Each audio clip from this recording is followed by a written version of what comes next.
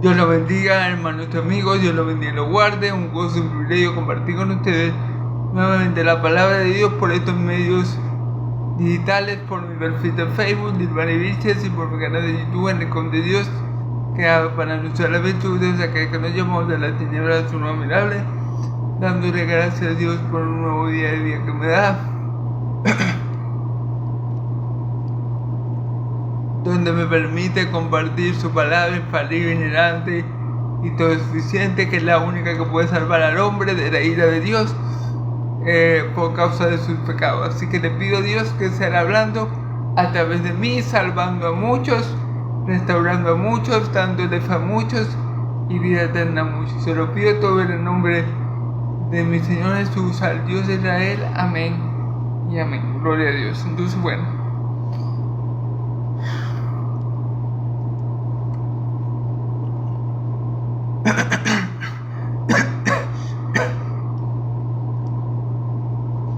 hoy vamos a estar, hermanos y amigos,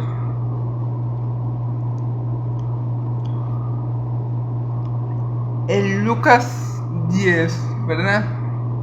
Vamos a terminar los 4 versículos que nos faltaron del versículo 10 y vamos a comenzar el 11 y lo vamos a llevar hasta el versículo 6, amén. Entonces primero vamos a estar leyendo Lucas 10 del 38 al 42 y luego vamos a leer Lucas 11 del 1 al 6, amén. Vamos a estar leyendo estas dos porciones bíblicas. Que el Señor me ayude con su Santo Espíritu para que yo predique lo que está escrito, porque todo lo que está escrito aquí es verdad y todo mandamiento de Dios es para vida eterna. Se lo pido a mi Dios de la era en Cristo Jesús. Amén y amén. Entonces, vamos a comenzar. Hoy no voy a hacer el resumen. Bueno, voy a hablar un poco de lo que hablé el video pasado. Ayer, quiero decir, hablamos del buen samaritano, de la parábola del buen samaritano. Vimos como este escriba, este intérprete de la ley, llega a que Jesús y le hace una pregunta para probarlo. Y le dice, ¿qué tengo que hacer para tener vida eterna? Le dijo, mi Señor Jesús de una vez hace lo correcto y lo manda a la Escritura. ¿Qué dice la ley? Le pregunta a mi Señor. ¿Cómo tú lees? ¿Cómo tú lees la ley?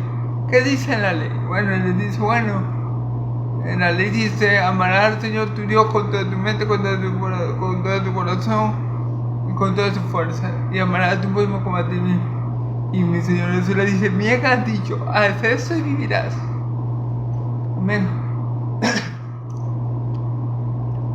Entonces él, para justificar la pregunta, dice la Escritura, que le pregunta otra cosa a mi Señor Jesús, ¿quién es mi prójimo? Y mi Señor le cuenta esta parábola y utiliza los personajes de la parábola, son un sacerdote, un levita y un samaritano. Y el sacerdote y el levita, que conocían la ley de Dios, no la pusieron en práctica ni guardaron el mandamiento de Dios, ya que vieron al pobre samaritano todo golpeado y casi muriendo y no lo atendieron. No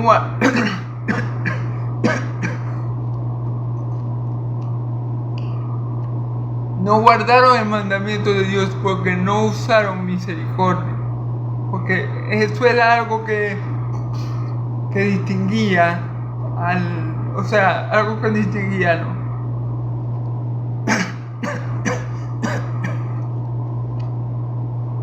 Eso era algo que el pueblo de Israel tenía en ese tiempo de mi Señor Jesús, falta de misericordia. Él mismo lo dijo, él mismo se dio cuenta de eso, él mismo lo presenció, la falta de misericordia de su pueblo, que no salvaban a alguien, que no le hacían un bien porque era sábado, o sea, si era sábado, ellos dejaban morir a la persona, porque ellos no podían hacer nada el sábado. Si era sábado, ellos no curaban a un enfermo que tenía años con la mano seca, por ejemplo. Si era sábado, ellos no curaban a un paralítico que tenía 38 años en ese estado, porque era sábado, pero entonces se acusaban, no, que tenemos que guardar la ley. Mentira, hermano, no, que no tenían, era misericordia ni amor por el prójimo. Para todo. Entonces mi Señor Jesús hábilmente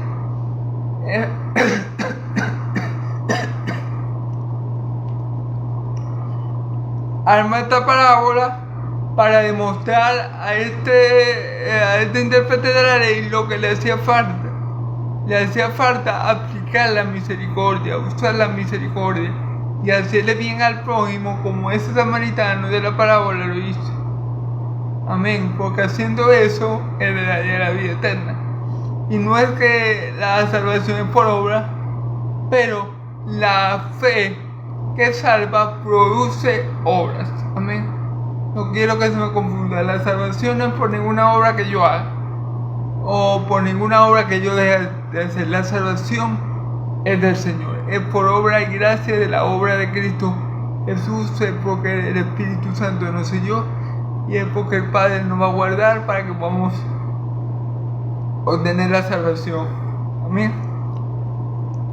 Pero la fe verdadera, la fe viva, la fe que salva, produce obra. Es una fe fructífera. Amén. Gloria a Dios.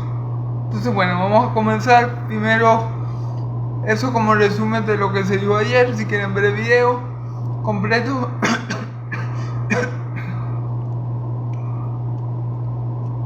Por aquí, por mi canal de Facebook lo pueden encontrar, por mi canal de YouTube o por mi perfil de Facebook lo pueden encontrar. Vamos a leer Juan 10, 38 al 42 y luego Juan 11 del 1 al 6. Aconteció que yendo de camino entró en una aldea y una mujer llamada Marta le recibió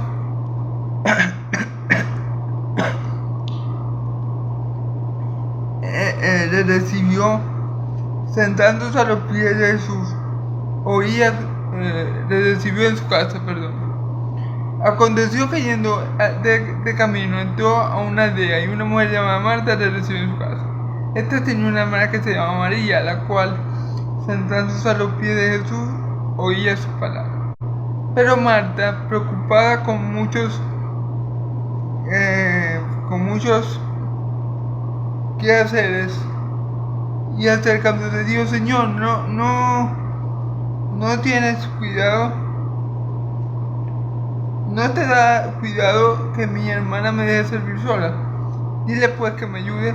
Respondiendo Jesús le dijo: Marta, Marta, afanada y turbada estás con muchas cosas, pero solo una es necesaria. Y Marta ha escogido la buena parte y no le será quitada. Amén.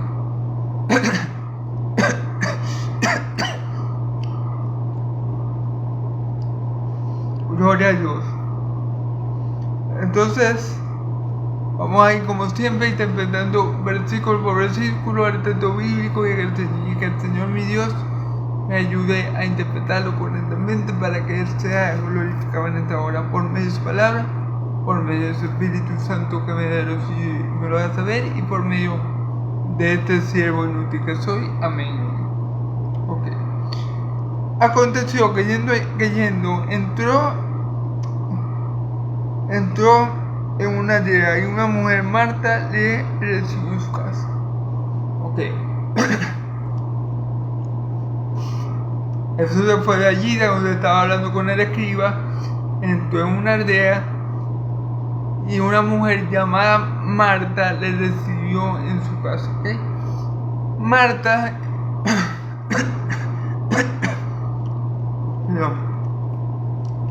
Marta es hermana de Lázaro, el que el Señor Jesús resucitó. Posiblemente la Biblia no lo dice explícitamente, pero sí vemos en la Escritura que Jesús amaba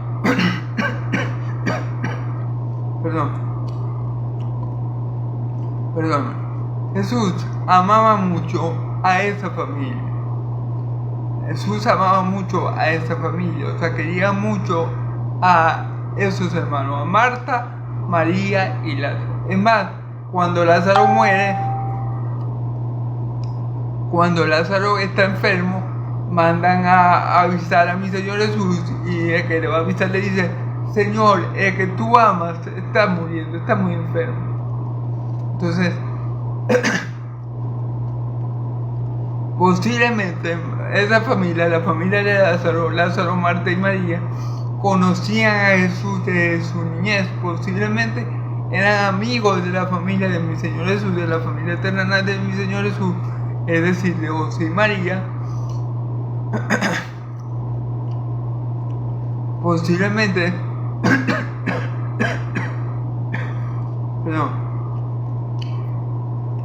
posiblemente tenían mucho tiempo conociéndose y tenían una muy bonita amistad. Jesús amaba a esa familia, a Lázaro y a su hermana. Él los amaba, dice la Escritura. No dice explícitamente la Escritura que eran conocidos, pero por la cercanía, por el cariño, que mi Señor Jesús demostró hacia esta familia, posiblemente si eran conocidos, muy cercanos, amigos íntimos tal vez. Cuando Lázaro muere es que mi Señor Jesús llora. Jesús lloró por la muerte de Lázaro. Entonces había mucha cercanía, tal vez, entre la familia de Jesús y la familia de Lázaro, y por eso era el amor que les tenía a estos tres hermanos, María, Lázaro y a Marta.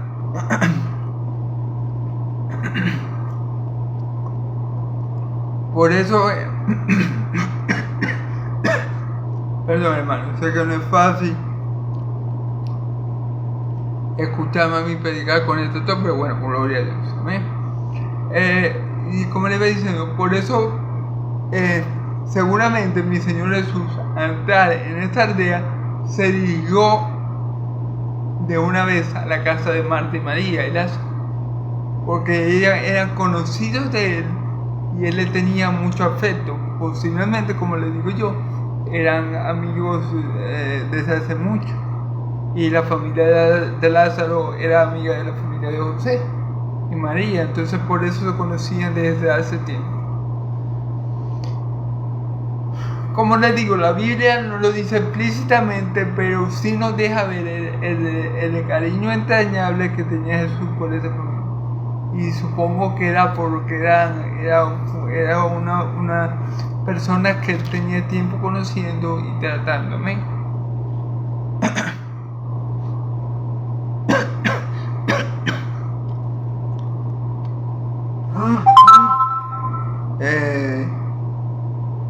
Esta tenía una hermana que se llamaba María, la cual, sentándose a los pies de Jesús, oía sus palabras. Fíjense bien, Marta, la que recibió a Jesús, tenía una hermana que se llamaba María. Esta, llegando a Jesús, lo que hizo fue que se sentó a sus pies a escuchar sus palabras. Fíjense lo que hizo María. Fíjense lo que hizo María. Se sentó a los pies de Cristo a escuchar lo que él tenía que decir. Eso fue lo mejor que ella pudo haber hecho. Mira, hermano, todo lo que Cristo habla por su boca, todo lo que sale de la boca del Hijo de Dios, es vida.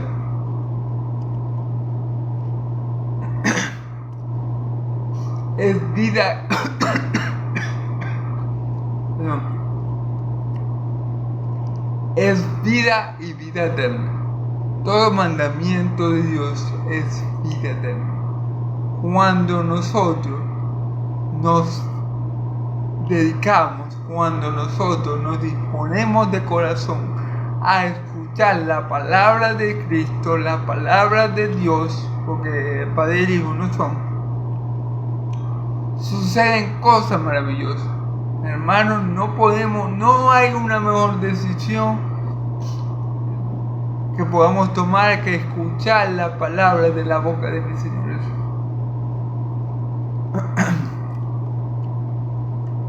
Porque dice la Escritura, escudriñad las Escrituras porque en ella os aparece que tenéis vida eterna y ellas son las que dan testimonio de mí. Entonces, María, no pudo hacer nada mejor. María hizo lo mejor que podía hacer. Estar mi Señor Jesús allí y no prestarle atención. Estar mi Señor Jesús allí y ponerse a hacer cualquier otra cosa, que es lo que Marta va a hacer. Resulta algo necio, resulta algo tonto, resulta algo vano. A las palabras de mi Señor Jesús hay que darle suprema autoridad, suprema importancia,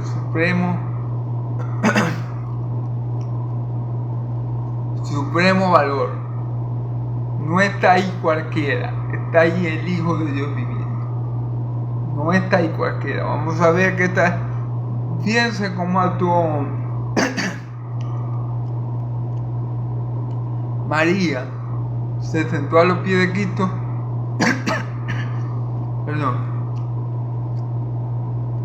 A oír lo que tenía que decir. Tomó la mejor parte, como vamos a ver a continuación. ¿Amén?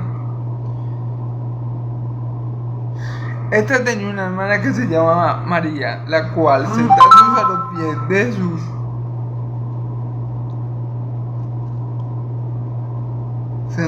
los pies de Jesús, oye su palabra. Versículo 40. Pero Marta se preocupaba con muchos quehaceres y acercándose dijo: Señor, ¿no te da cuidado que mi hermana me deje servir sola? Dile pues que me ayude. Mientras María estaba a los pies de Cristo, mientras María estaba aprovechando la visita de su Señor, la visita del Hijo de Dios, mientras María estaba prestándole oído a las palabras de vida eterna que salían de la boca de mi Señor Jesús, al mandamiento de Dios que salía de la boca de mi Señor Jesús, porque todo mandamiento que sale de la boca de mi Señor Jesús es vida y eterna. Mientras María estaba tomando esta mejor parte, mientras María estaba preocupada verdaderamente por las cosas que importaban, o por lo que tenía más importancia, Marta, por otro lado, estaba afanada con diversos quehaceres en la casa, acomodando todo, porque ahí estaba mi Señor Jesús.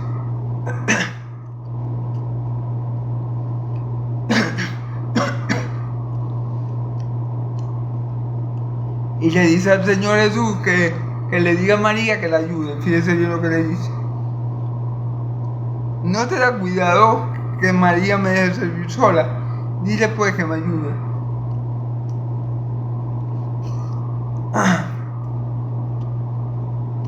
Y esto lo podemos ver. Perdón, hermano. Hoy la tos en verdad está fatal, pero bueno, gloria a Dios. Y podemos ver esto en el mundo y en los hijos de Dios. Los hijos de Dios estamos preocupados, como dice mi Señor Jesús, por los negocios de nuestro Padre. Estamos preocupados por lo más importante, que es la voluntad de Dios. Estamos preocupados por el reino de los cielos y su justicia.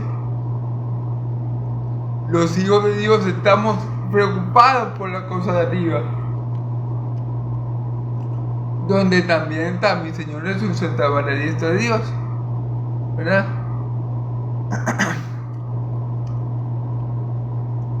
Los hijos de Dios no es que no hacemos cosas aquí en la tierra porque tenemos que trabajar, pero nosotros le damos la suprema importancia a las cosas del Señor.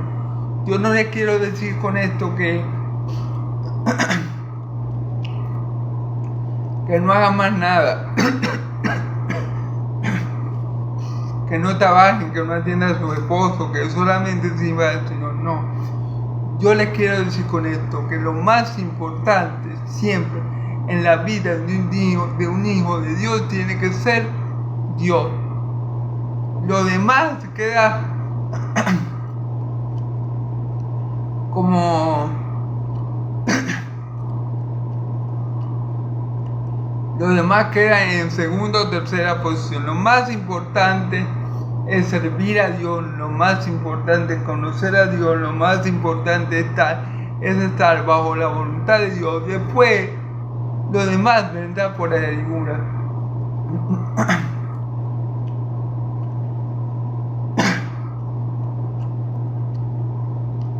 Pero la mejor parte es servir a nuestro Dios, la mejor parte es conocerle, la mejor parte es oírle, la mejor parte es aprender de Él, la mejor parte es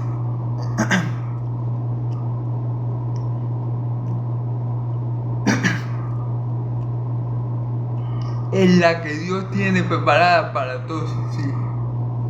Y esa es la parte que está tomando María, y a Marta no le parece porque ella está muy estresada, muy afanada, y ve a María muy tranquila ahí a los pies del Señor escuchando lo que tiene que decir. Pero esa es la actitud de un hijo de Dios. Primero Dios, yo primero escucho la palabra, yo primero hago la voluntad de Dios, yo primero le sirvo a Dios, y después Dios me va a ayudar a hacer todo lo que yo tenga que hacer.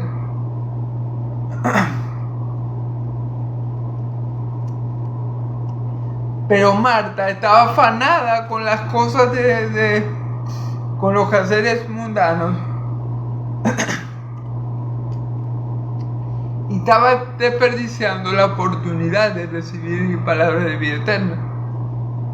Entonces quería que María hiciera lo mismo que ella y desaprovechara a mi Señor Jesús, que estaba allí, de paso, saludándolas, trayéndole bendición a su casa. Pero Marta quería que María sacrificara la bendición de tener a Cristo allí, de escucharle, ¿verdad? Por hacer los oficios, los quehaceres que todos los días lo pueden hacer.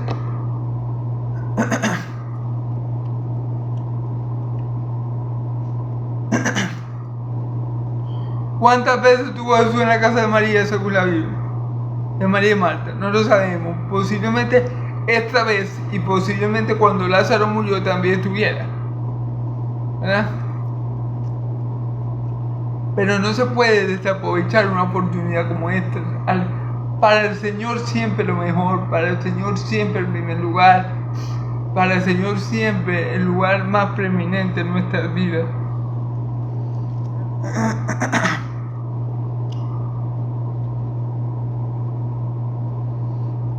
Respondiendo Jesús le dijo, María, le dijo, Marta, afanada y turbada está con muchas cosas, pero solo una es necesaria. Y María ha cogido la buena parte, la cual nadie le quitará. Ahí está, Marta, afanada y turbada está por muchas cosas, pero María ha cogido la necesaria y nadie se la va a quitar. ¿Qué fue lo que cogió María que era necesario? La vida eterna, hermano. Escuchar las palabras de Jesús es escuchar a Dios y es recibir vida eterna. Creer en Jesús y en su palabra es recibir vida eterna. Lavar los corotos, limpiar la casa, acomodar la casa, eso lo pueden hacer todo el tiempo, todos los días lo pueden hacer. Pero recibir vida eterna no lo pueden hacer todos los días, porque no todo el mundo puede dar vida eterna, porque la vida eterna solamente la da aquel que la tiene, solamente la da aquel que la posee, solamente la da aquel que viene de Dios. No hay otro aparte de Jesús que dé vida eterna. Entonces, bueno, los quehaceres de la casa, esa cosa por la que uno se ocupa a veces mucho,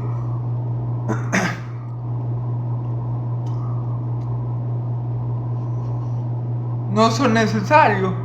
Pero escuchar la palabra de mi Señor Jesús, que son palabras, perdón, que son palabras de vida eterna, sí que es necesario. No hay nada más necesario que creer en Cristo. No hay nada más necesario que alimentarse de su palabra. No hay nada más necesario que creer que Cristo es el Señor para la salvación de nuestras almas. Amén.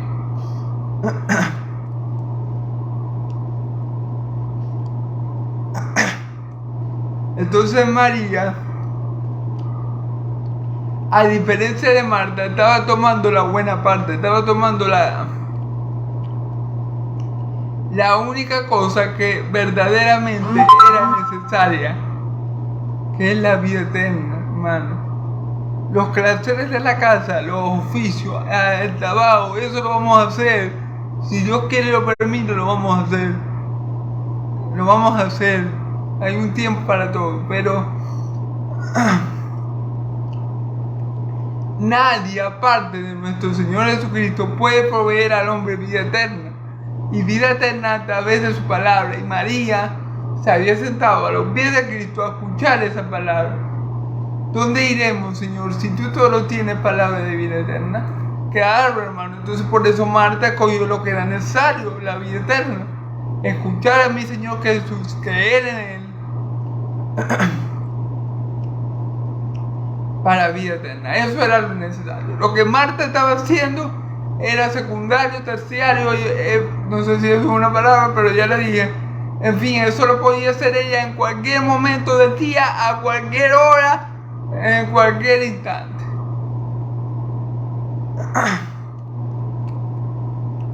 Pero a mi Señor Jesús no siempre lo iba a tener en su casa, dando palabras de vida eterna, que eran las palabras que salían de la boca de mi Señor Jesús.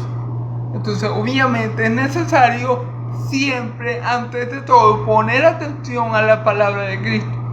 Siempre, antes de todo, buscar a Cristo. Siempre, antes de todo, creer en Cristo. Eso es lo más necesario que hay para el hombre, hermano. Después las demás cosas, el trabajo, la casa, no sé, la comida, bueno, poner el reino de los cielos y su justicia de primero, y todas las demás cosas os serán añadidas. Pero lo más importante, lo más trascendental, lo más maravilloso que una persona puede hacer es darle oído a la palabra de mi Señor Jesús, y es guardarla, y es atesorarla en su corazón, y es creer en ella para justicia y confesar esa fe con la boca para la salvación. Y eso es lo que estaba haciendo María. Marta no, Marta estaba desaprovechando una oportunidad valiosísima para tener vida y vida eterna, que es en Cristo Jesús. Amén. Nada se compara con el don de Dios que es vida eterna. Pero la vida eterna, ¿verdad? Dios estableció que le iba a dar a través de un hombre. Su nombre es Jesús. No hay otro nombre debajo del cielo, dado a los hombres, por el cual podamos ser salvos, ¿verdad? Dios estableció que era por medio de Jesús, y estableció que era por medio de la palabra de Él, por medio del Evangelio. Así que María estaba tomando la mejor parte, hermano, que es la parte que Dios quiere que todos sus hijos tomen, la parte de Él, lo que Él nos quiere dar por medio de Cristo, que creamos en la obra de Cristo para salvación y para vida eterna. Eso es lo mejor que podemos hacer. Después lo demás, bueno, Dios se encarga de lo demás. Lo importante aquí es que le demos el primer lugar, el primer puesto, la preeminencia, el lugar más alto a nuestro Señor Jesucristo. Amén, amén. Gloria a Dios. Entonces no voy a leer el pasaje por cuestión de tiempo, hermanos. voy a leer y de una vez voy a interpretar para ir un poco más rápido. O bueno, no, voy a leer. Perdón. Disculpen, hermano, en verdad hoy la tos ha estado fuera de serie, pero bueno, gloria a Dios. Aconteció que estaba Jesús orando,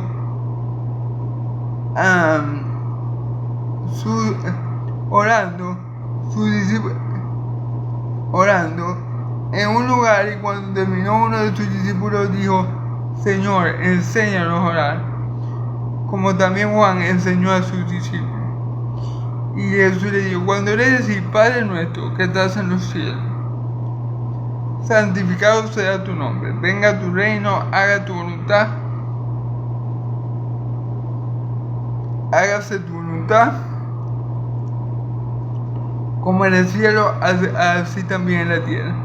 El pan nuestro cada día, danoslo hoy.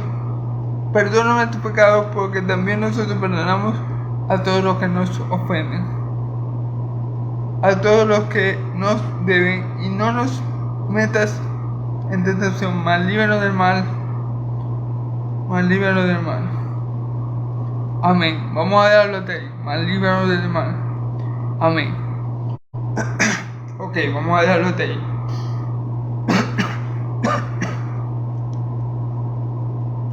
Ok. Aconteció que estaba Jesús orando en un lugar, y cuando terminó, uno de sus discípulos le dijo: Señor, enséñanos a orar. Fíjense bien, Jesús estaba orando. Seguramente fue y se apartó con sus discípulos a orar, ¿verdad? Y ellos estaban escuchando la oración que hacía mi Señor Jesús, y bueno, sintieron la necesidad de pedirle a Él: bueno, enséñanos a orar, como también Juan enseñó a sus discípulos. Entonces tuvieron esa necesidad. ¿Por qué? Porque veían el ejemplo de mi Señor Jesús, que se apartaba a lugares desiertos a orar, a tener comunión con el Padre. Entonces ellos dirían: bueno, si mi Señor Jesús ora, nosotros como sus seguidores también tenemos que aprender a hacerlo, también tenemos que aprender a comunicarnos con Dios, porque bueno, somos sus seguidores, tenemos que saber lo que Él sabe y hacer lo que Él hace. Y por eso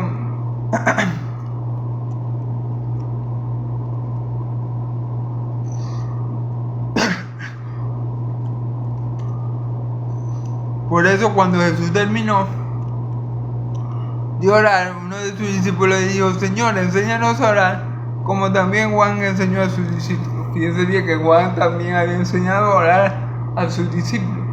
Así que era algo importante, ya que Juan el Bautista, el último de los profetas, lo hacía y lo enseñó a sus discípulos. Y era algo importante, ya que mi Señor Jesús, el Hijo de Dios, lo hacía constantemente y los discípulos lo veían. Así que esta práctica de oración, esta disciplina de oración tenía que ser muy importante, ya que los más grandes hombres de Dios, podemos decirlo así, Juan el Bautista y por supuesto mi Señor Jesús, el más grande de todos, acostumbraban a orar.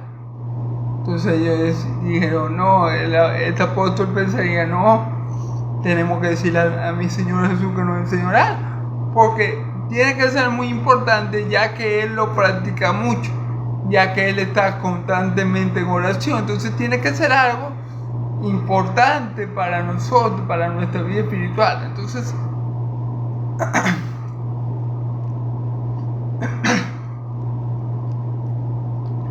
Él le dice a mi Señor Jesús que los enseñó a orar, como Juan el Bautista enseñó a orar a sus discípulos.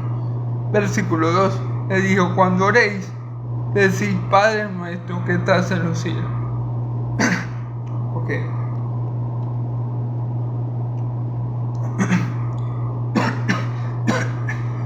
Perdón, hermano. Perdónenme, de verdad. Ojalá yo pudiera predicar algún día sin la tos, pero bueno. Gloria a Dios. Padre nuestro que estás en los cielos. Estamos por allí, ¿verdad?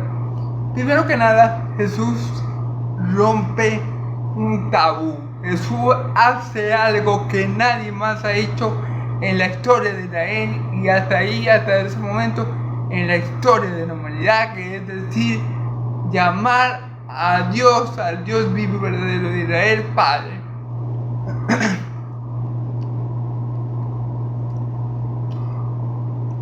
Ningún ser humano lo había hecho hasta ese momento.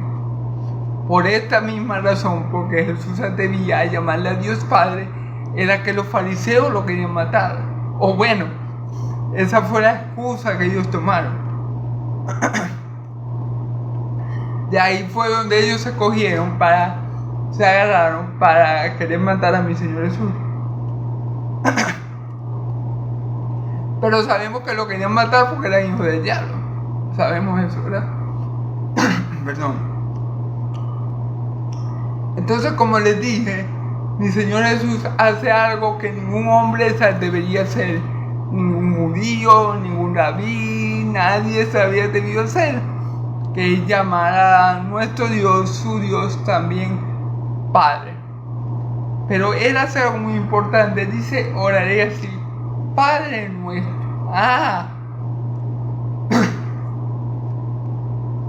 Entonces no solamente mi Señor Jesús es hijo de Dios, sino que Él le está diciendo a sus discípulos, a sus seguidores, a sus apóstoles, que ellos también son hijos de Dios, porque lo está llamando Padre nuestro.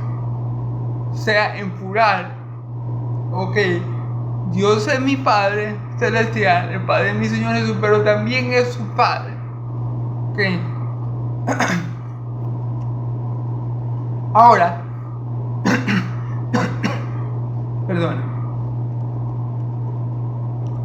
Ahora, ¿todo el mundo es hijo de Dios? No, respuesta no. No todos somos hijos de Dios. Eso es una ilusión, un cuento, eso es una tradición humana que ha pasado de generación en generación, que todo el mundo dice que es hijo de Dios.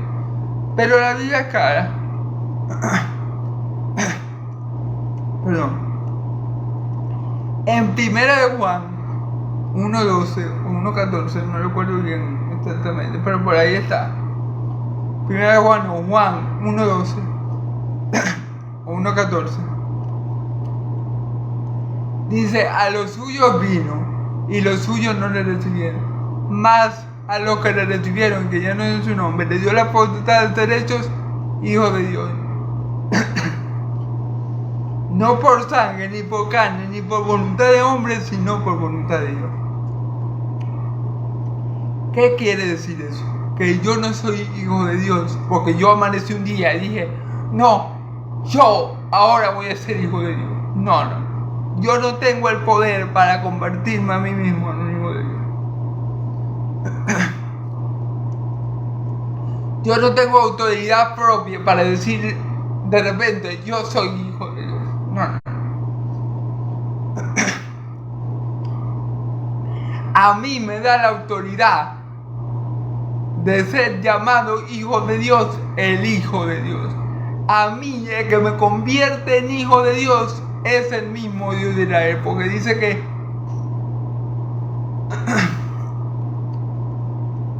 no por carne ni por sangre ni por voluntad de hombre, sino por voluntad de Dios. No es voluntad del hombre, no es autonomía del hombre ser llamado hijo de Dios. No. Eso es algo espiritual, eso es algo que el Señor nuestro Dios hace en nosotros cuando nosotros creemos en Cristo.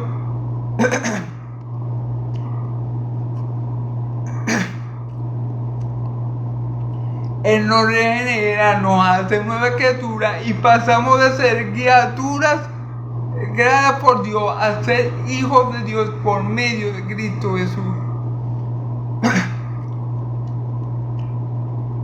Amén. Entonces no todos somos hijos de Dios. Somos hijos de Dios los que creemos en el Hijo de Dios, es decir, en mi Señor Jesús, para salvación y vida eterna. Los que creemos en Él para justicia. y lo confesamos con nuestra boca, esos somos hijos de Dios. O sea, aquí mi Señor eso nos está diciendo, bueno, lo primero que tienen que hacer ustedes es tener identidad como hijos, es ser tratados como hijos de Dios. Y para que ustedes sean tratados como hijos de Dios y tengan tal identidad, tienen que creer en mí. Perdón, hermano. Para que por medio de mí ustedes reciban la adopción. Por eso Jesús usó Padre Nuestro, porque ya los apóstoles todos creían en Él. Bueno, excepto Judas, porque no creía para salvación.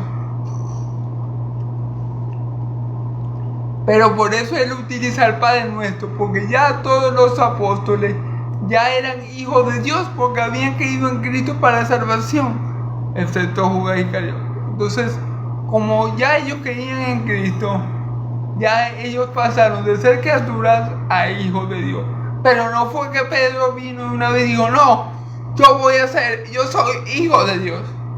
Mentira, porque ningún judío usaba ese lenguaje. Ningún judío se llamaba a sí mismo hijo de Dios, porque no se veían como tal. Pero Cristo les enseña a sus apóstoles que sí son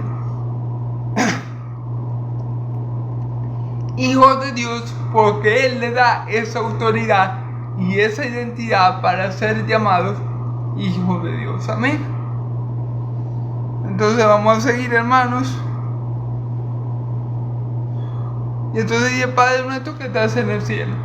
Claro. Padre Nuestro que estás en el cielo. ¿En qué cielo? En el tercer cielo. Ahí.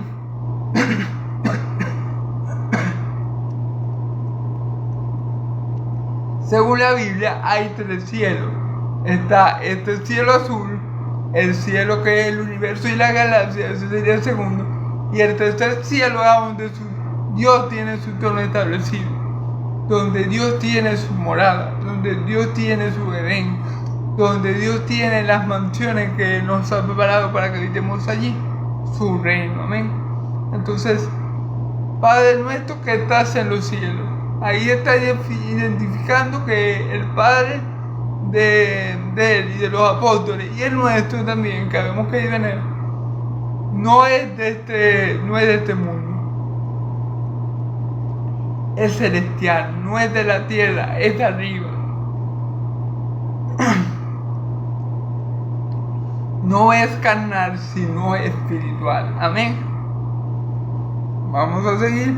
Y está sentado en su trono de gloria allá en el tercer cielo. Amén. Gloria a Dios. Amén.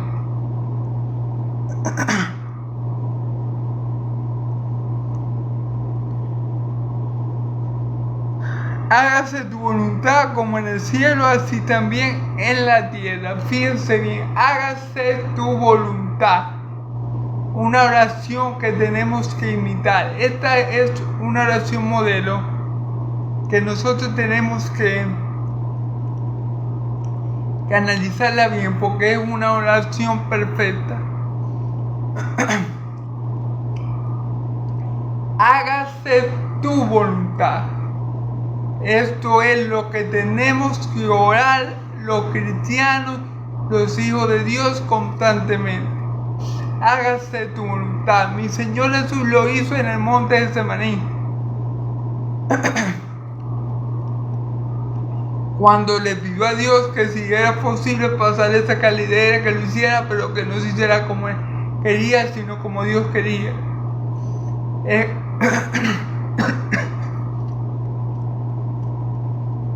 El que se haga su voluntad en nuestra vida es lo mejor que nosotros podemos pedir. ¿Por qué? Porque la voluntad de Dios es buena, agradable y perfecta, y siempre va a ser mejor que lo que nosotros planeemos. Y Jesús dice, hágase tu voluntad aquí en la tierra como se hace en los cielos. ¿Por qué? Porque en el cielo todos los ángeles, los millones y millares y trillares de ángeles,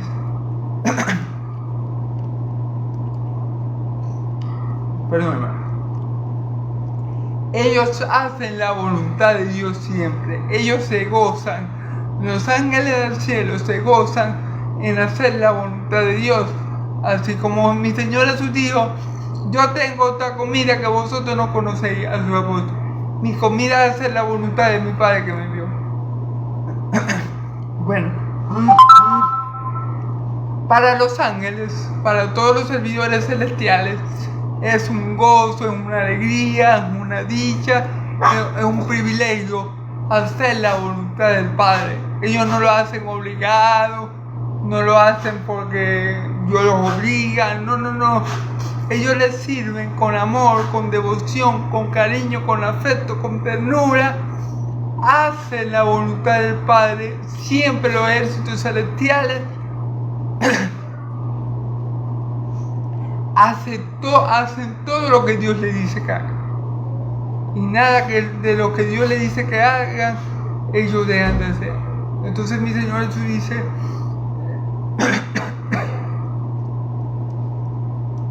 que se establezca su voluntad en la tierra como está establecida en el cielo. ¿Por qué pide eso mi Señor Jesús? Bueno, hermanos y amigos, porque en la tierra no gobierna la voluntad de Dios. Este sistema de cosas está bajo control del maligno, no bajo el control de Dios. O sea, Dios es soberano y Dios tiene el control de todo. Pero este sistema de cosas que nosotros vivimos es gobernado por el príncipe de este siglo, es gobernado por Satanás. Aquí en el mundo, o sea,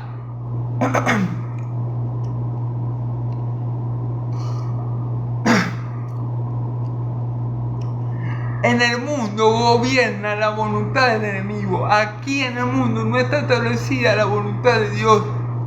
No se lleva a cabo por el mundo. La voluntad de Dios aquí se lleva a cabo por los hijos de Dios, pero el mundo entero está bajo el control del maligno. Entonces por eso es el pedido de mi Señor Jesús, que se haga la voluntad de Dios como se hace en los cielos, porque en los cielos siempre se hace la voluntad de Dios. En cambio aquí en la tierra, lo que hacemos la voluntad de Dios somos quienes, los hijos de Dios, porque el mundo entero está bajo el control del maligno. Entonces Jesús lo que quiere es que se establezca en la tierra la voluntad de Dios como está establecida en los cielos. Amén. Por eso que es una oración perfecta. Primero nos identificamos con nuestro Padre Celestial por medio de la fe que es en Cristo Jesús. Jesús nos da identidad como hijo de Dios por medio de la fe que es en Él. Luego dice que se haga tu voluntad aquí en la tierra como se hace en los cielos. ¿Por qué? Porque como les comenté, la voluntad que se hace aquí, el que gobierna esta tierra, este sistema de cosas, para que me entiendan, es el maligno. Sabemos que somos hijos de Dios y que el mundo entero está bajo control del diablo. Entonces la voluntad que se hace en la tierra es la del diablo, en este sistema de cosas. Entonces por eso es muy importante que pidamos, que tengamos ese conocimiento y digamos: hágase tu voluntad en nuestras vidas como se hace en los cielos. En mi vida yo quiero, mi Dios de Israel, que tú hagas tu voluntad. Hágase tu voluntad en mi vida. Guíame por donde tú quieres que yo vaya. Pon la palabra en mi boca que tú quieres que yo diga. Ayúdame a hacer con estas manos lo que tú quieres que yo lleve a cabo. Hágase tu voluntad en mi vida como se hace en los cielos. Porque como les dije, los ángeles siempre cumplen perfectamente toda la voluntad de Dios y se deleitan y se gozan en eso. Amén. Gloria a Dios.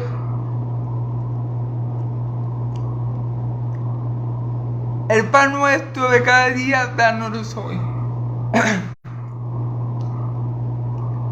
Danos lo que nosotros necesitamos para el día de hoy.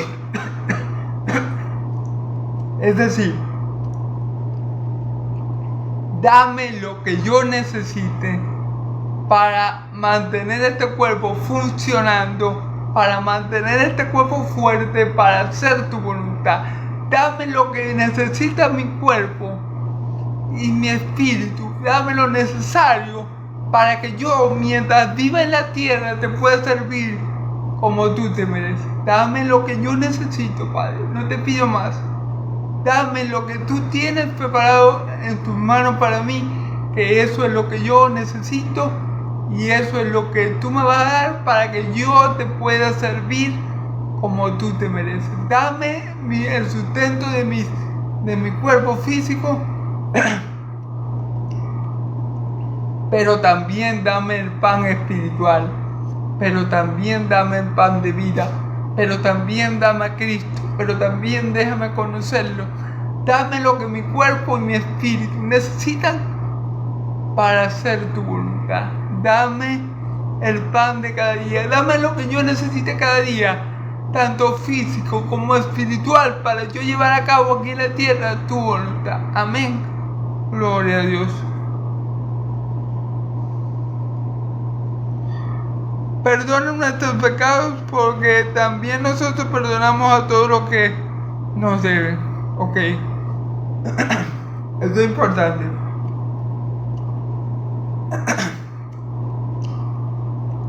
Perdona nuestros pecados. Perdón. Porque también nosotros perdonamos a todos los que nos deben. Ok.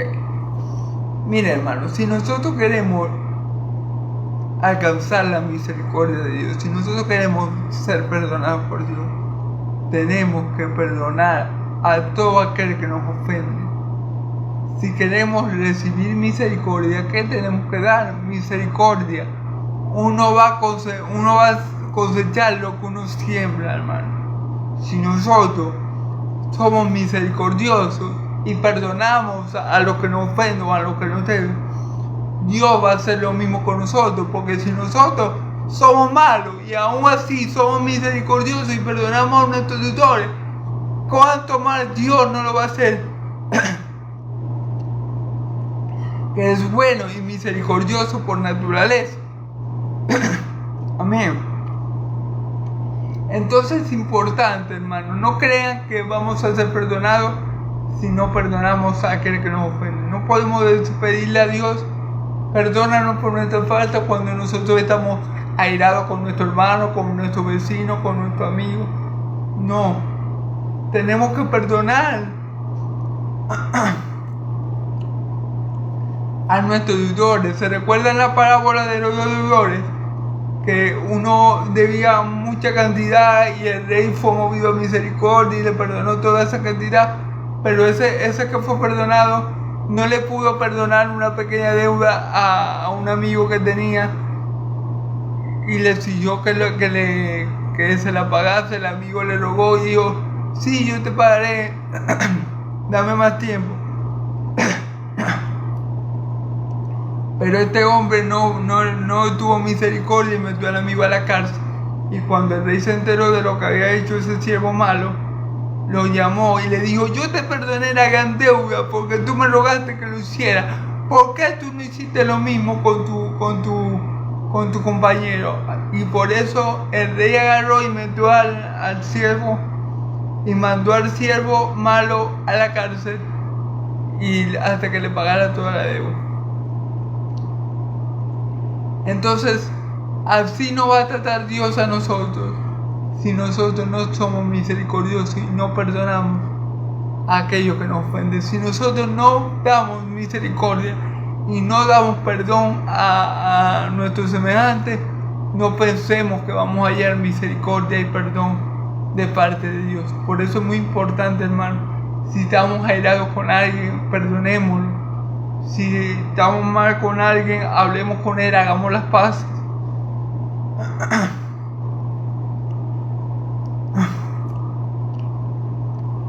Un cristiano está llamado a estar en paz para con todos. Amén. Entonces esto es importantísimo, el perdón hacia los demás, porque así la palabra de Dios no garantiza y la fidelidad de Dios no garantiza que Dios también va a ser fiel para perdonar todos nuestros pecados. porque Dios es fiel. Aunque nosotros seamos infieles, Dios permanece fiel. Fiel a su palabra. Y su palabra nos está diciendo que si nosotros perdonamos la ofensa de nuestros transgresores, de nuestros deudores, Él nos va a perdonar a nosotros. Y podemos estar seguros que no importa el pecado que tengamos, si nosotros damos perdón y tenemos misericordia y perdonamos a nuestro hermano, Dios también va a perdonar nuestro pecado, porque Él lo ha dicho. Y Él es fiel a su palabra. Pero tenemos que dar perdón y tenemos que dar misericordia para alcanzar perdón y alcanzar misericordia. Amén. Tenemos que sembrar y cosechar, que sembrar misericordia para cosechar misericordia. Tenemos que sembrar perdón para cosechar perdón y redención. Amén. Gloria a Dios.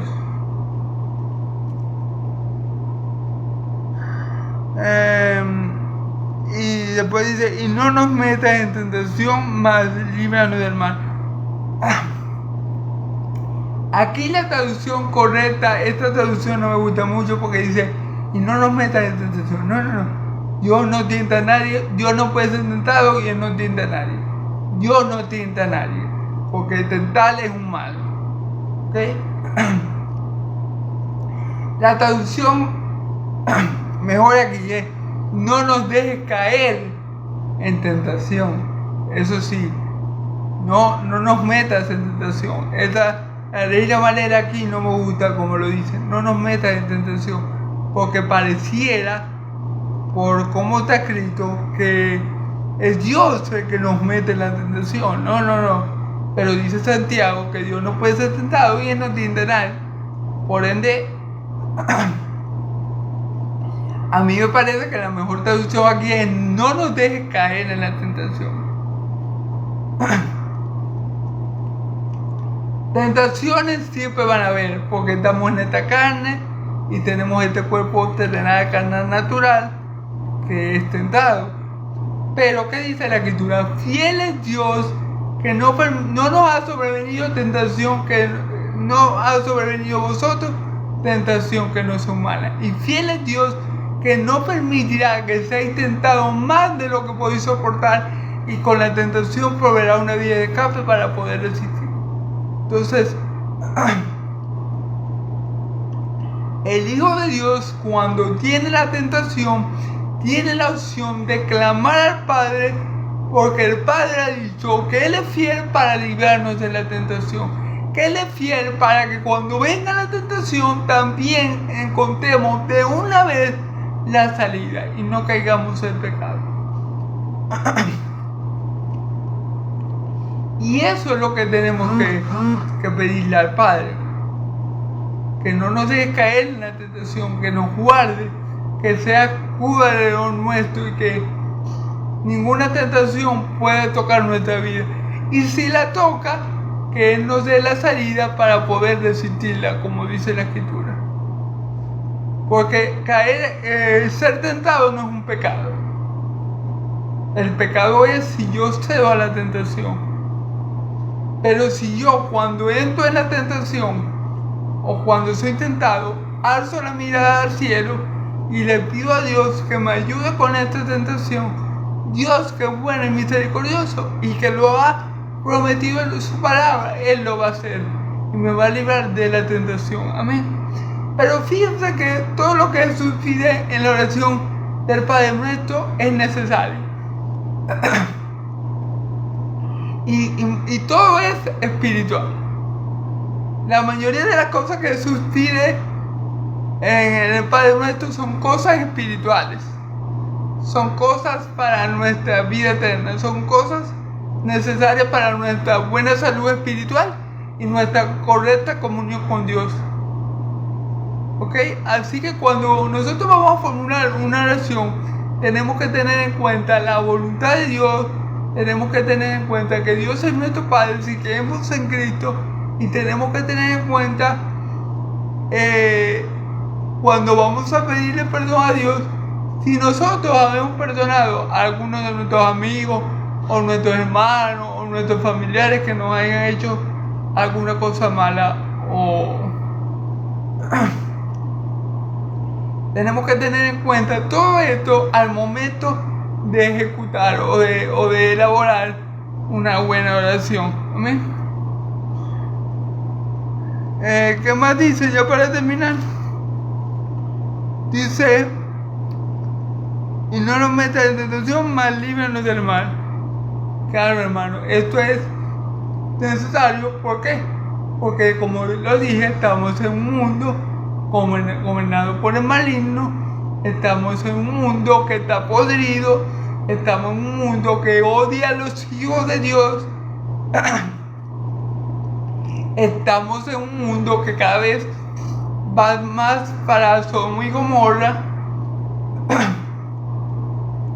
Estamos en un mundo donde la voluntad que se hace es la del enemigo, donde el sistema de cosas está corrompido por el maligno. Por eso que tenemos que pedirle a Jesús, a Dios por medio de Jesús, que nos guarde del mal. En el mundo tenía aflicciones, pero confiad, yo he vencido al mundo. Mi Señor Jesús lo dijo: yo los enviaba a ustedes como ovejas en medio de lobos. Entonces mi Señor Jesús sabía que no nos iba a ser fácil. Mi Señor Jesús nos dijo: cuando a ustedes los aborrezcan, recuerden que a mí me han aborrecido primero. Entonces mi Señor Jesús no fue claro. Fue claro cuando en todo lo que Él dijo. Y Él sabía los sufrimientos que íbamos a experimentar como cristianos. Mas, sin embargo, tenemos el deber como hijos de Dios de orar por la protección divina, de orar para que Dios sea escudo alrededor nuestro, de orar para que el ángel de Yahvé acampe alrededor nuestro y nos defienda, de hacer esta oración, hermanos, para nuestra posesión, porque sabemos que en este mundo vamos a tener tentaciones, se va a levantar el enemigo, vamos a atravesar por los desiertos, vamos a atravesar valles de sombra de muerte. Por eso es necesario pedirle a Dios que nos libre del mal y de las tentaciones, porque en este mundo eso es lo que va a abundar, el mal y la tentación. Entonces mi Señor Jesús aquí, en esta oración, una oración, lo que nosotros conocemos como la oración modelo, es una oración muy completa, es una oración perfecta, es una oración que pide a Dios solamente lo necesario, solamente lo importante, solamente lo que Dios le agrada dar al hombre, que es lo espiritual, que es la fortaleza espiritual, que es la identidad como hijo de Dios, que es el perdón de pecado, que es lo necesario para que tú y yo vivamos en esta tierra haciendo la voluntad de Dios. Eso es lo que pide el Padre nuestro.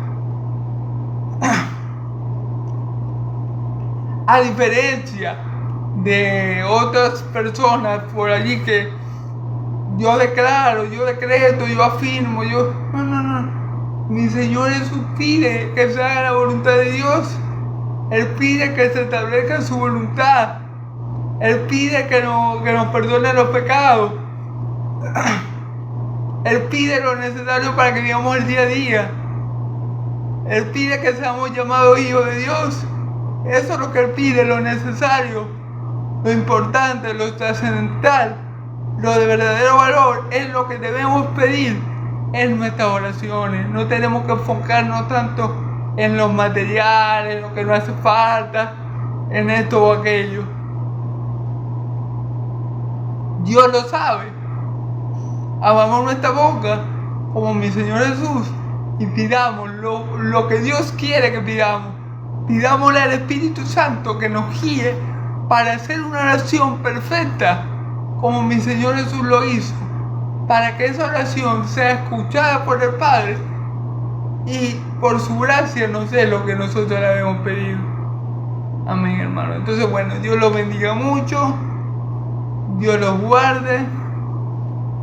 Yahvé de los ejércitos haga resplandecer su rostro sobre ustedes. Yahvé de los ejércitos alce su rostro sobre ustedes y le dé paz, que la paz del Dios de Israel y la gracia de mi Señor Jesús sea sobre todo su pueblo santo. Y el pueblo de Dios dice amén y amén. Gloria a Dios.